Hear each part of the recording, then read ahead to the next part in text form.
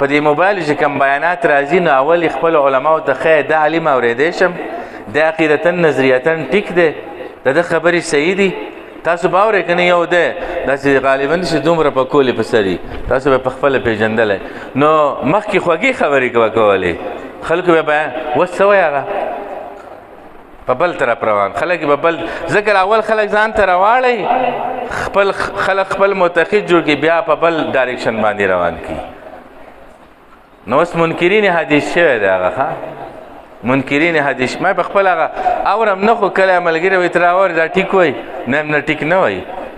دا خو د معراج د واقعې نه انکار وکړو او هغه د سورې بني اسرائیل 1 نمبر آیات کې ذکر ده د سورې نجم په آیاتونو کې اولنۍ رکوع کې ذکر ده په احادیثو متواتره سره ذکر ده لفظ تراویح وایي په قرآن کې نشته نو چې تراویح لفظ په قرآن کې نشته نو موږ به تراویح نه کوو نو بیا خو د سهار 2 رکعاته ده چې 2 سهار کوئ دا هم په قرآن کې نشته 4 رکعاته چې ماسپښین کوئ دا هم په قرآن کې نشته که شته پکې شته پکې علما کرامو تاسو ته پکې معلوم دي مازدیګر 4 کوئ دا په قرآن کې شته اواز نه راځي ماښام 3 کوئ دا په قرآن کې شته ماسخوتن 4 کوئ دا په قرآن مجید کې نشته او روزي چې دی یو کم 10 یا 10 نیسئ دا په صریح په آیات کې نشته صرف ایاما معدودات راغلی یو څو ورځې دي د شمېر نو څو دي نو دا خو پکې هم نشتي نو څو روژې به نیسو زه یوه نیسمه بل به زه 5 نیسمه یو به د سهار زه 1 رکعت کوم بل به زه 2 کوم ځکه په